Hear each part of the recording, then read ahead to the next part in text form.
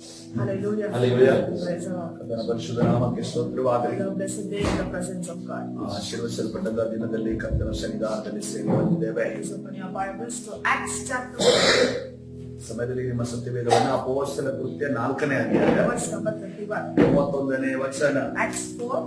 ಅಪೊಸ್ತಲ ಕೃತ್ಯ 4ನೇ ಅಧ್ಯಾಯ 31ನೇ ವಚನ. Let's read the word. ವಾಕ್ಯವನ್ನು ಓದಿಕೊಳ್ಳೋಣ. So when they had prayed, the place was shaken where they were assembled together. ಹೀಗೆ ಪ್ರಾರ್ಥನೆ ಮಾಡಿದ ಮೇಲೆ ಅವರು ಕೂಡಿದ್ದ ಸ್ಥಳವು ನಡುಗಿದ್ದು ಅವರೆಲ್ಲರೂ ಪವಿತ್ರಾತ್ಮಭರಿತರಾಗಿ ದೇವರ ವಾಕ್ಯವನ್ನು ಧೈರ್ಯದಿಂದ ಹೇಳುವವರಾದರು. Hallelujah. The Bible says, ಸತ್ಯವೇದದಲ್ಲಿ ಹೇಳ್ತಾ ಇದೆ, when they had prayed, the place was shaken. ಹೀಗೆ ಪ್ರಾರ್ಥನೆ ಮಾಡಿದ ಮೇಲೆ ಅವರ ಕೂಡಿದ್ದ ಸ್ಥಳವು ನಡುಗಿತು. Hallelujah. Hallelujah. Such the believers of early church, ಆದಿ ಸಭೆಯಲ್ಲಿದ್ದಂತಹ ವಿಶ್ವಾಸಿಗಳು when they prayed in such a way that the earth was shaken. ಅವರ ಪ್ರಾರ್ಥನೆ ಹೇಗಿತ್ತು ಅಂದ್ರೆ ಅವರ ಪ್ರಾರ್ಥನೆ ಮಾಡುವಾಗ ಭೂಮಿ ನಡುಗುತ್ತಾ ಇತ್ತು. So when they prayed, the earth was shaken up. ಅವರ ಪ್ರಾರ್ಥನೆ ಮಾಡುವಂತ ಸಂದರ್ಭದಲ್ಲಿ ಪ್ರಾರ್ಥನೆ ಮಾಡುವಂತ ಸಮಯದಲ್ಲಿ ಅದು ಭೂಮಿ ನಡುಗುತ್ತಿತ್ತು. Their hearts were shaken. ಅವರ ಹೃದಯಗಳು ನಡುಗುತ್ತಿದ್ದವು. The nations were shaken O up. ಜನಾಂಗಗಳು ದೇಶಗಳು ನಡುಗುತ್ತಿದ್ದವು. But these days, ಆದರೆ ಈ ದಿನಮಾನದಲ್ಲಿ since the prayers have become very less, ಪ್ರಾರ್ಥನೆ ತುಂಬಾ ಕಡಿಮೆ ಆಗುತ್ತಿರುವ ನಿಮಿತ್ತವಾಗಿ the devil is shaking up the believers. ಸೈತಾನನು ವಿಶ್ವಾಸಿಗಳನ್ನು ನಡುಗಿಸ್ತಾ ಇದ್ದಾನೆ. Looking at the difference. ನೀವು ವ್ಯತ್ಯಾಸವನ್ನು ನೋಡ್ರಿ. This is the difference between the early church and today's believers. ಆದಿಯಲ್ಲಿ ಇದ್ದಂತಹ ಸಭೆ ಮತ್ತು ಈಗ ಇರುವಂತಹ ವಿಶ್ವಾಸಿಗಳ ಸಭೆಯಲ್ಲಿ ಇರುವಂತಹ ವ್ಯತ್ಯಾಸ ಇದೆ. In those days, ಆ ದಿನಮಾನಗಳಲ್ಲಿ prayer shook the devil. ಪ್ರಾರ್ಥನೆ ಸೈತಾನನನ್ನು ನಡುಗಿಸ್ತಾ But ಇತ್ತು. these days, ಆದರೆ ಈ ದಿನಮಾನದಲ್ಲಿ devil is shaking up the believers. ಸೈತಾನನ ವಿಶ್ವಾಸಿಗಳನ್ನು ನಡುಗಿಸ್ತಾ So ಇದ್ದಾನೆ. my question to you, ನನ್ನ ಪ್ರಶ್ನೆ ನಿಮಗಾಗಿ, how is your prayer life? ನಿಮ್ಮ ಪ್ರಾರ್ಥನೆಯ ಜೀವಿತ ಹೇಗಿದೆ? How is your prayerful words? ನಿಮ್ಮ ಒಂದು ಪ್ರಾರ್ಥನೆಯ ಮಾತುಗಳು ಹೇಗಿದ್ದಾವೆ? See, when the early church, they prayed with their words. ಆದಿಯಲ್ಲಿ ಅವರು ಪ್ರಾರ್ಥನೆ ಮಾಡುವಾಗ ಅವರ ಒಂದು ಮಾತುಗಳಿಂದ ಅವರು ಆ ಪ್ರಾರ್ಥನೆ The ಮಾಡುತ್ತಿದ್ದರು. hearts of the people were shaken up. ಆಗ ಅಲ್ಲಿ ಸುತ್ತಲಿದ್ದಂತ ಜನರ ಹೃದಯಗಳು ನಡುಗುತ್ತಿದ್ದವು. If you read about Elijah's prayer, ಎಲಿಯನ ಪ್ರಾರ್ಥನೆಯನ್ನು ಓದುವುದಾದರೆ Elijah's one prayer for the fire of God, ಎಲಿಯನು ಆತನು ಅಗ್ನಿ ಇಳಿಯಬೇಕೆಂದು ಮಾಡಿದಂತ ಒಂದೇ ಒಂದು ಪ್ರಾರ್ಥನೆ it shook the hearts of Israel. ಅದು ಪರಲೋಕದ ಅಗ್ನಿಯನ್ನು ಸುರಿಸಿತು. ಅದೇ ರೀತಿಯಲ್ಲಿ ಆ ಇಸ್ರೇಲಿನ ಹೃದಯವನ್ನ ನಡುಗಿಸಿತು. It shook the heart of King Ahab. ಅದೇ ರೀತಿಯಲ್ಲಿ ಆಹಾವನ ಹೃದಯವನ್ನು ಕೂಡ ನಡುಗಿಸಿತು. This one prayer for the fire of God, ದೇವರ ಅಗ್ನಿಯನ್ನು ಇಳಿಸುವುದಕ್ಕೋಸ್ಕರವಾಗಿ ಮಾಡಿದಂತ ಆತನ ಒಂದು it ಪ್ರಾರ್ಥನೆ turned the hearts of Israel. ಆ ಇಸ್ರೇಲ್ ದೇಶದ ಹೃದಯಗಳನ್ನ ದೇವರ ಕಡೆ ತಿರುಗಿಸಿತು. If you read about Stephen's preaching, ಸ್ಟೆಫನನ ಒಂದು ಬೋಧನೆಯನ್ನು ನೀವು ಕೇಳಿಸಿಕೊಳ್ಳುವುದಾದರೆ Stephen's ministry was very for the less time. ಸ್ಟೆಫನನ ಒಂದು ಸೇವೆ ಬಹಳ ಕಡಿಮೆ ದಿನಗಳಲ್ಲಿ ನಡೆದಂತಹ ಸೇವೆ ಆಗಿತ್ತು. He did only one sermon. ಕೇವಲ ಒಂದೇ ಒಂದು ಬೋಧನೆಯನ್ನು ಆತನ ಜನರಿಗೆ ತಿಳಿಯುವಂತೆ One long ಮಾಡುತ್ತಾರೆ. sermon.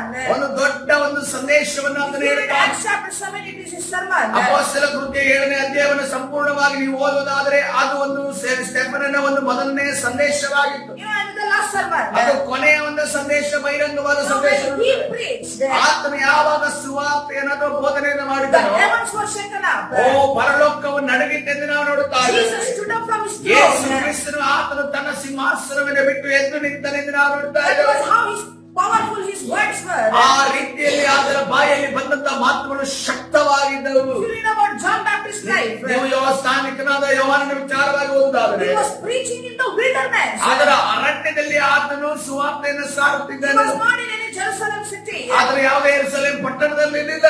He was in the wilderness. ಆತನು ಅರಣ್ಯದಲ್ಲಿದ್ದನು. People came to listen to his preaching. ಜನರು ಆತನು ಅರಣ್ಯದಲ್ಲಿ ನಿಂತು ಸುವಾರ್ತೆಯನ್ನು ಸಾರುವಂತ ಸಂದರ್ಭದಲ್ಲಿ ಜನರು ಆ ಸ್ಥಳಕ್ಕೆ ಓಡಿ They ಬರುತ್ತಿದ್ದಾರೆ. went to wilderness for the meeting. ಅವರು ಆ ಮೀಟಿಂಗ್ಗೋಸ್ಕರ ಕೂಟಕ್ಕೋಸ್ಕರವಾಗಿ ಅವರು ಅರಣ್ಯಕ್ಕೆ ಹೋದರೆಂದು ನಾವು ನೋಡ್ತಾ ಇದ್ದೇವೆ. These days, ಈ the ದಿನಮಾನದಲ್ಲಿ wilderness people are coming to city.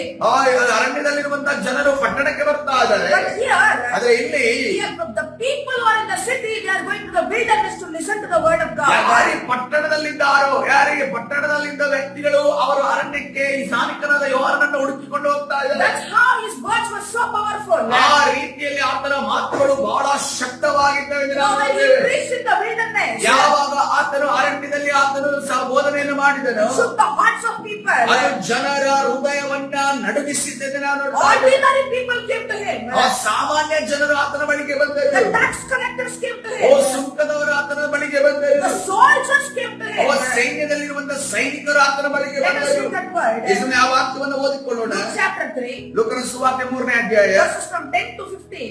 10ರಿಂದ 15 ವಚನಗಳು. Let us relate Luke chapter 3, verses from 10 to 15. ಈ ಸಮಯ ಲೂಕನ ಸುವಾರ್ತೆ 3ನೇ ಅಧ್ಯಾಯ 10ರಿಂದ 15 ವಚನಗಳು. The crowds they're asking John Baptist, what then should we do? John replied, whoever has 2 tunics should share with him who has none, and whoever has food should do the same. ಆಗ ಆ ಗುಂಪಿನವರು, ಹಾಗಾದ್ರೆ ನಾವೇನು ಮಾಡಬೇಕೆಂದು ಅವನನ್ನು ಕೇಳಿದ್ದಕ್ಕೆ ಅವನು, 2 ಅಂಗಿಗಳುಳ್ಳವನು ಇಲ್ಲದವನಿಗೆ 1 ಕೊಡಲಿ, 6 ಉಳ್ಳವನು ಇಲ್ಲದವನಿಗೆ ಕೊಡಲಿ ಎಂದು ಅವರಿಗೆ ಹೇಳಿದನು. Verse number 12. 12ನೇ ವಚನ. When the tax collectors came to be baptized, teacher, they asked, what should we do? Then John is saying, collect no more than you are authorized, he answered. ಸುಂಕದವರು ಸಹ ದೀಕ್ಷಾ ಸ್ನಾನ ಮಾಡಿಸಿಕೊಳ್ಳಬೇಕೆಂದು ಬಂದು, ಗುರುವೇ ನಾವೇನು ಮಾಡಬೇಕೆಂದು ಅವನನ್ನು ಕೇಳಲು ಅವನು, ನೇಮಿಸಿದ ಅಸಲಿಗಿಂತ ಹೆಚ್ಚಾಗಿ ಏನು ಹೇಳಿಕೊಳ್ಳಬೇಡಿರಿ ಎಂದು ಅವರಿಗೆ ಹೇಳಿದನು. Verse number 14. Then some soldiers asked him, then what should we do?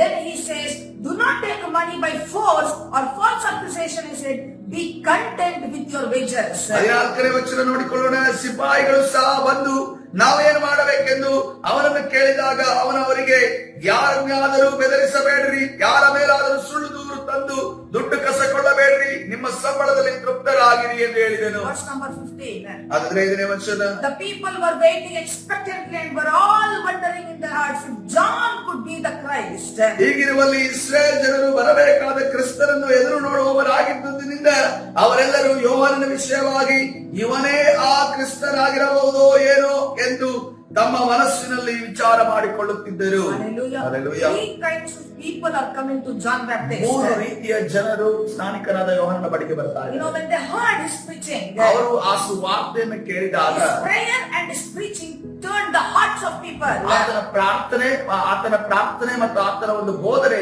ಜನರ ಹೃದಯಗಳನ್ನು ಬದಲಾಯಿಸಿತು. Ordinary people's heart was shaken up. ಸಾಮಾನ್ಯವಾದ ಜನರ ಹೃದಯಗಳು ಅಲ್ಲಿ ನಡುಗುತ್ತಿದ್ದವು. They came in search of John Baptist into the wilderness. ಅವರು ಸ್ನಾನಿಕನಾದ ಯೋಹಾನನನ್ನು ಹುಡುಕಿಕೊಂಡು ಅರಣ್ಯಕ್ಕೆ ಓಡಿ ಬಂದರು. Even the tax collectors heard somebody preaching like this. ಅದೇ ರೀತಿಯಲ್ಲಿ ಸುಂಕದವರು ಕೂಡ ಈ ರೀತಿಯಲ್ಲಿ ಒಬ್ಬ ಒಂದು ಬೋಧನೆಯನ್ನು ಸಾರುವವನು ಅರಣ್ಯದಲ್ಲಿ ಇದ್ದಾನೆ ಎಂದು ತಿಳಿದಾಗ, When they heard his preaching, ಆತನ ಒಂದು ಸುವಾರ್ತೆಯನ್ನು ಕಿವಿಯಾರ ಕೇಳಿದಾಗ their hearts were shaken up and they came to get baptized. ಅವರ ಹೃದಯವು ನಡುಗಿತ್ತು. ಮತ್ತು ತದನಂತರ ಅವರು ನಾವು ದೀಕ್ಷಾ ಸ್ಥಾನವನ್ನು ಹೊಂದಿಕೊಳ್ಳೋಣ ಅಂತ ಅನ್ಕೊಂಡು ಮುಂದೆ The ಬಂದರು. soldiers who were taking care of the city, ಆ ಪಟ್ಟಣವನ್ನ ಕಾಯುತ್ತಿದ್ದಂತಹ ಯಾರು ಸೈನಿಕರಿದ್ದಾರೆ, even they left the city and they came to the wilderness. ಅವರು ಕೂಡ ಅವರ ಒಂದು ಪಟ್ಟಣವನ್ನ ಬಿಟ್ಟು ಅವರು ಅರಣ್ಯಕ್ಕೆ ಬಂದರು. They're all asking John, ಅವರೆಲ್ಲರೂ ಕೂಡ ಯೋಹಾನನ ಬಳಿ ಬಂದು ಈ ರೀತಿಯಲ್ಲಿ ಕೇಳುತ್ತಿದ್ದಾರೆ, what should we do?